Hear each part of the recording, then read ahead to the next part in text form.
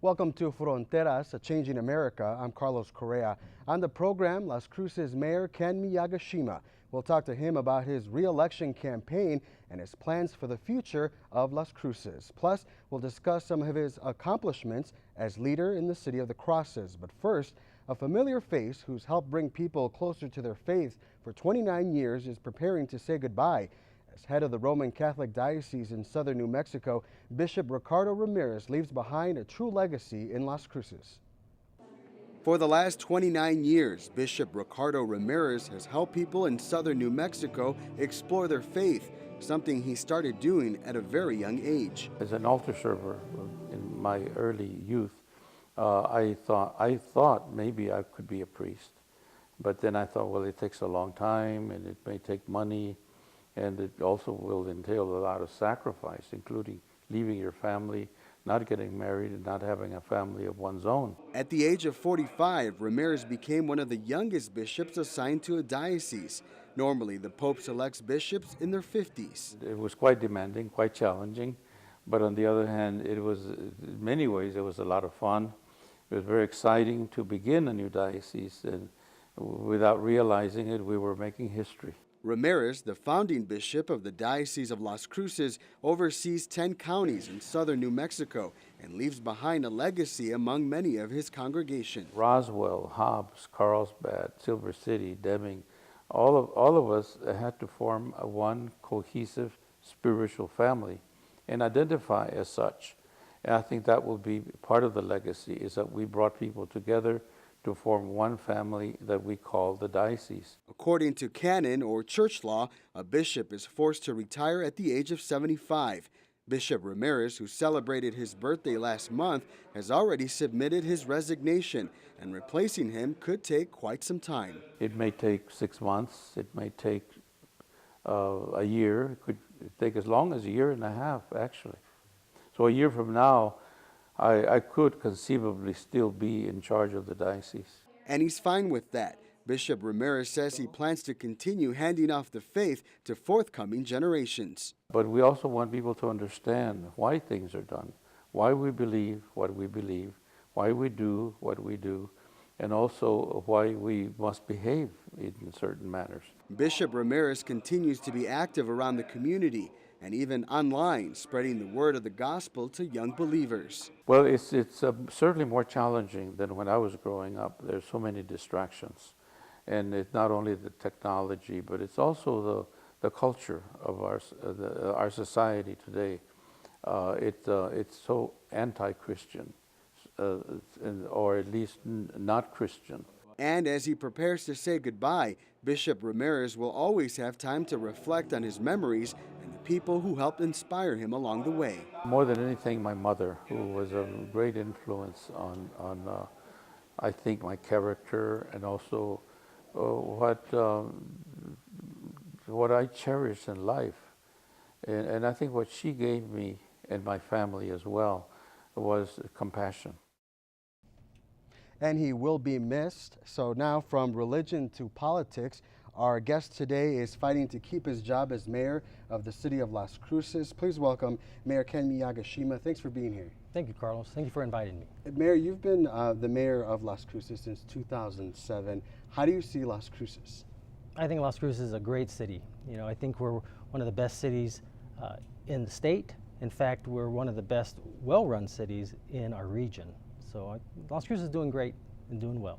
If re-elected, how would you want to see Las Cruces? Because it's been growing rather quickly. Yeah, we basically average about 2,500. The last 10 years, we've averaged 2,500 net residents per year.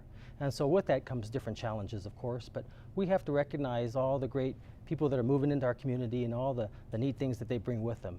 And so Las Cruces really is going to be, we need to focus on being able to have the services for our senior citizens, because that's one of the things that is very attractive to our residents, and they're going to be coming here, and we need to make sure that we can accommodate all their concerns that come with retirees. Mary, you went to school here, so you've been here for quite some time. Tell me how you see Las Cruces in terms of when you were at school and now. Oh gosh, it's grown. It's I can probably, just like many of the viewers can remember when your parents would let you out and you didn't have to come home till it was dark. But things have changed a little bit. Our city's grown, and with that we have to have some different safeguards in place. But really, the city still carries and maintains its culture, its character, and that's one of the things that I want to make sure that we implement as we continue to grow, is to make sure that we always remember where we started and how it was way back when. Now, a lot of things, or a lot of changes, I should say, that people are seeing is in the downtown area. There's a lot happening down there. Tell us how important it is to keep improving that area of the community. Extremely important. The downtown area is really the heart of Las Cruces, and we're really happy to see all the different things that are happening, the different businesses that are going on in the area. We're going to have a meeting next week with regarding our TID, our Tax Increment Development District. And with that, you're going to hear how much money we have in our fund and some of the potential projects that we can implement with using that TID. A couple that come to mind would be a new plaza or a parking structure. Tell me a little bit about how we improve the local economy. I know improving the downtown area would attract more businesses to the city.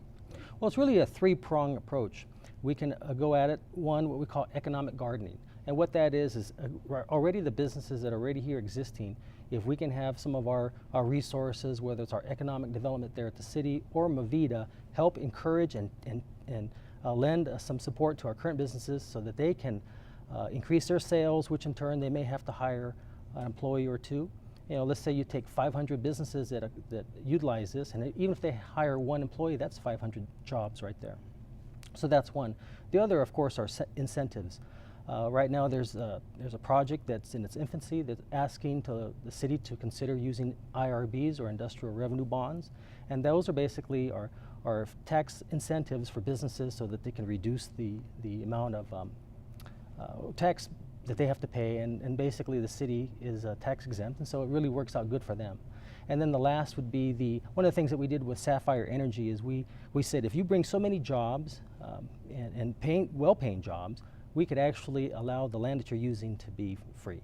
And so those are other incentives that we're looking at. So that, and then the last one, believe it or not, is quality of life. One of the things that businesses look for, their employees that is to make sure that the schools are good and that the employees that move here have a lot of the amenities that they're looking for, whether it's a performing arts center, whether it's plays, whether it's a multi-use paths, walkability.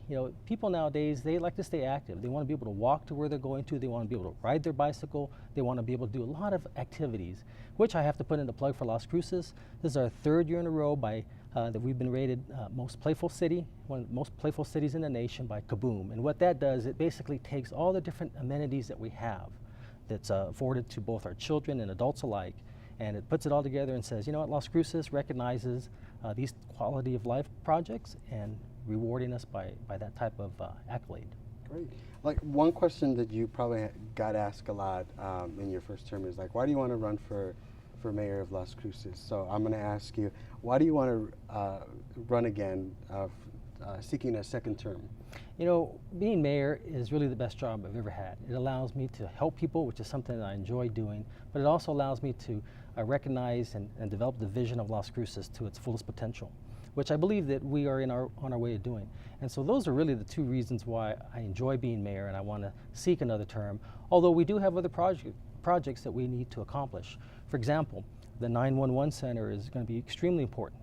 That's something there that's a multi-jurisdictional program that's put together with the city and the county, and we use Messia and Hatch and a few others to kind of help with our 911 calls. The East Mesa in Las Cruces is rapidly growing. We need to look at putting putting a East Mesa Police and Fire Command Station out there. So that's another issue. And then a couple other ones is we need to reduce the number of animals that we have to unfortunately euthanize yearly. We have a good person in Dr. Beth, and we're currently working on some new strategies to help her accomplish that goal of a no-kill policy here in Las Cruces and Doña Ana County.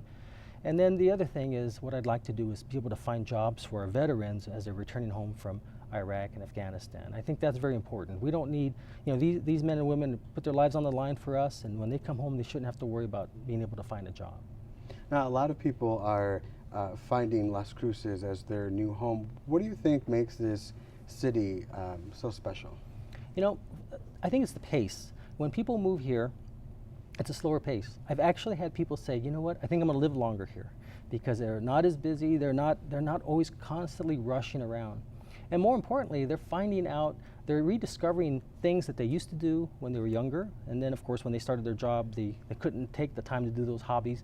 And now that they're here, they're discovering or rediscovering the things that they enjoyed, certain hobbies, whether it's painting or whether it's participating in plays. And basically what it is, that's really makes their lives here in Las Cruces great. I had a gentleman the other day at the Men Who Cook fundraiser who came up to me and said, Mayor, I'm from Delaware. I've lived here for 2 years. I have 10 times more friends in these 2 years than the 25 years I lived in Delaware. He says, you have a great city. The people here are friendly, they're fun. I just love this city. And that's the kind of thing that you like to hear. It's a good attitude. In your last campaign, encouraging slower and smarter growth was kind of your platform. What do you think about what's going on in terms of Las Cruces growing? Your Dolores Connor mentioned that there's a lot of red tape when it comes to bringing businesses in. They have to apply for a lot of things. What's your take on that? Well, I think it's important that obviously we have to keep tabs on what businesses are coming in, but I think what the councilor was referring to, and I support what she's saying, is when it's coming down to in our community development department, when they go to maybe renovate their business or build their business, sometimes you have inspectors who inspect it 1 week, and then they've done their part, and then when they call for reinspection on something else, a different person comes in, and that inspector now wants them to change something that the first inspector didn't see. That, I think, is definitely a problem. City manager recognizes that. We will get that resolved. Do you think it'll attract more people once you guys get that resolved? I don't think so. I think a lot of people move here for a lot of the the great reasons that I mentioned to you, but it's still, nonetheless, we need to get it resolved. Now, another issue, one of your other opponents mentioned, Michael Ray Huerta. If he's elected, he would reduce the salary of the mayor position as well as city council. What's your take on that? Yeah, I think he said he wanted to reduce it by 15%, almost implying that we actually give ourselves raises. I actually brought the different statutes that shows how the raises are implemented. It's done by ordinance, something that was passed years before my time on the council. But one of the things that I want to point out that every month, not a month goes by that I don't use that extra income that I believe that he was referring to help people with our homeless population, whether they're buying groceries, paying a lot of my own trips. I pay for my own cell phone. I pay for a lot of things that I don't charge the city because of that one reason. In fact, as I mentioned to another media source, when I got elected, I didn't realize that I was getting a little bit more money than what I was supposed to, and that I think is what Mr. Huerta was referring to, which is something that I had nothing to do with. But if you were to give it back to the city, then it becomes city funds, and you can't distribute it out like I've been doing. We're prohibited from that. So in many respects, it's more beneficial for me to be able to do it personally than to give it back to the city, because once you give it back to the city, it becomes city funds, and they can't give it out to the homeless. They can't give it out to people who are needy, whether they need help for funerals, whether they need help on their utilities. That's something there that by me having this access and being able to distribute it evenly or uniformly, it makes it a little bit easier for me. I don't have to ask the city to let me have this money, but I do give that out monthly. Is there an answer, do you think, to improving the local economy in Las Cruces? Well, Carlos, the White House recognized the city of Las Cruces and our business community as what they refer to as a champion of change. In the last year, we've issued over 600 business permits, providing over 2,000 jobs in the last year. That's a huge accomplishment for our city and its people. We're constantly working on different venues to attract more business. I think we're doing a pretty good job. Our unemployment rate is at 6.7%, well below the national average, well below the state average. So I think our partners in economic development are doing a great job. In fact, last week, one of our local newspapers, the Las Cruces Sun News, for about 3 days out of the week, some of the headlines were basically reading, you need a job, here's where you find a job. I mean, that's incredible.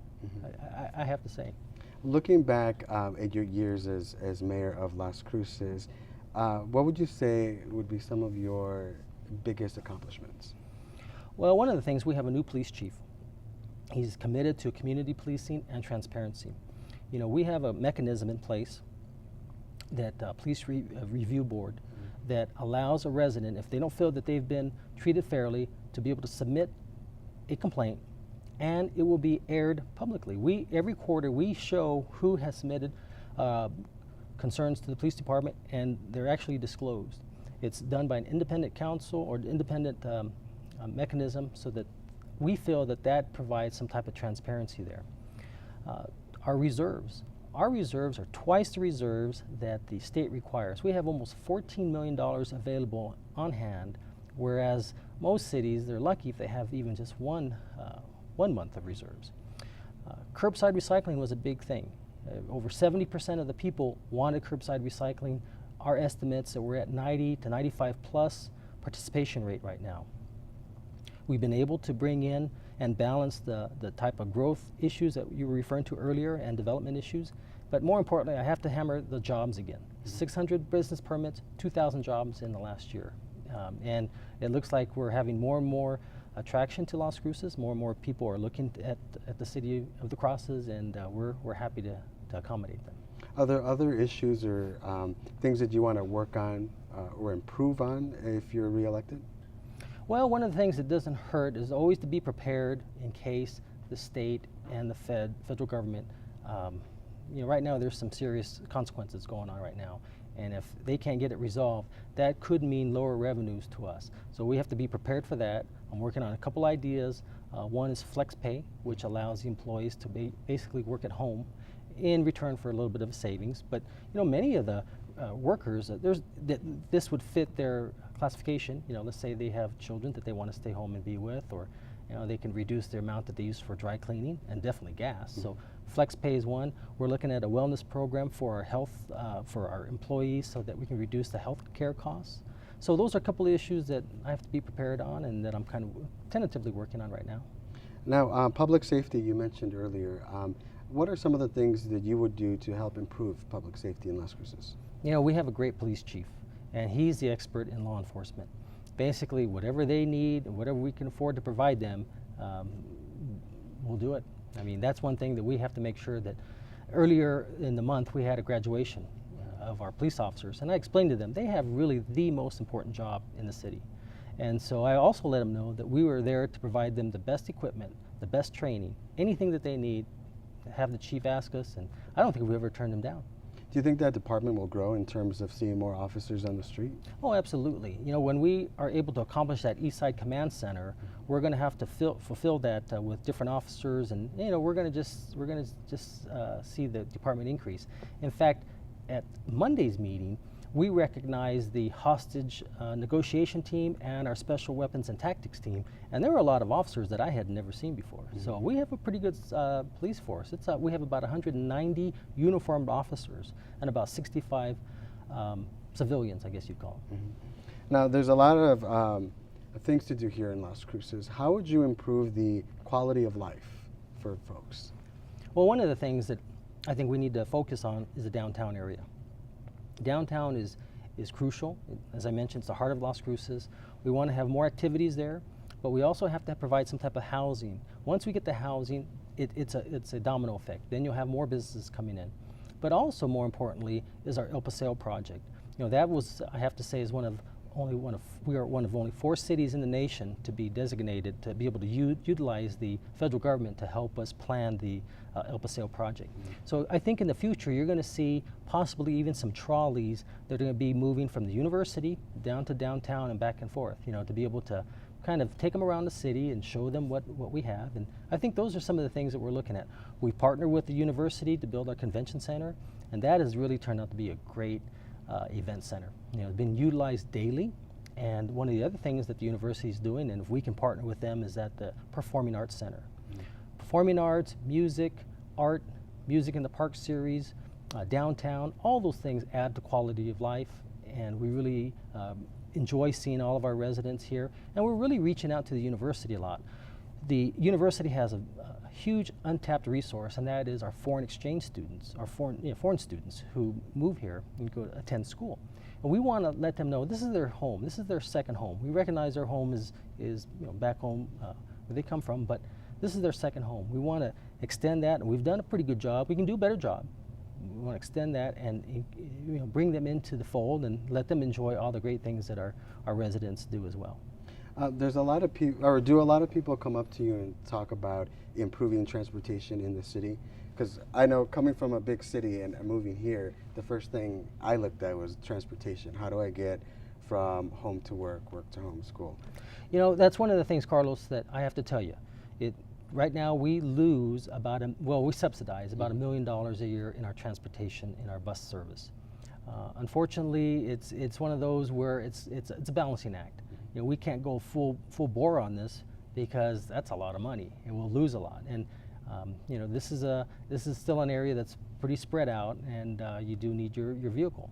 It would be nice to be able to have that investment and eventually get there, but we have to have more density in our certain areas, our pockets of population, in order for that to be beneficial and cost effective. So, but I do have people, you know, who would like to see service on Sundays, or like to see the bus maybe operating a little bit longer. But on the other hand, I've had people who've complimented us on that. But I'll admit, it could do better. I've ridden on the bus a few times, and it does take a little bit of time. What would you say to those who are kind of looking for a change in terms of leadership in the city to help kind of support you and your re-election campaign? Well, I think I'm proven. We've been able to, in the last 2 years, save over $7.5 million of taxpayer money without any significant reduction in services. I have the experience. I know how to get it done. I know how to work with the council. You know, as the old saying goes, if it's not broke, why fix it? Mm-hmm. What do you think about your opponents, Dolores Connor and Michael Ray Huerta? You know, Dolores, I've known her for an awful long time. She's a good woman. She brings a lot to the council. She's very hardworking. But I believe I have the experience on her. I believe that I can work with the council and have shown that I can. As far as Mr. Huerta, you know, he actually got me, when he threw his name into the hat, reminded me of myself when I ran years ago. And so kind of jump-started me. And so I'm glad to see some of our young people get involved in the election process. And so we appreciate him wanting to help serve his city. But you know, I still think I have my experience and over him as well. It must be difficult running the city, and then you have your business, plus now running a campaign. How difficult is that for you? Well, the business actually runs itself. I have a lot of good staff there, and I'm hardly ever there. I have been there a few times here because that's where a lot of the computers and printers, and my campaign office happens to be in the office building there next to it. So that works out good. So it is a little challenging. Been there a few times, and you know, I enjoy it. I enjoy the campaigning aspect of it. As the time gets closer, you just kind of want it to come, because you know, there's a lot of anticipation there. Now, weeks ago, a lot of people were talking about impact fees. Why do you think they're good in Las Cruces? Well, if you look at the alternative, if you looked at the people who were speaking against passing impact fees, they were advocating that the council raise taxes, either gross receipts tax or property tax. Well, I don't think that's fair. I think development should pay for itself, and that's all that we're doing here. Impact fees basically are fees that are paid by the developer that I know they're going to be passed on to the cost, but rather that than the taxpayer to pick it up.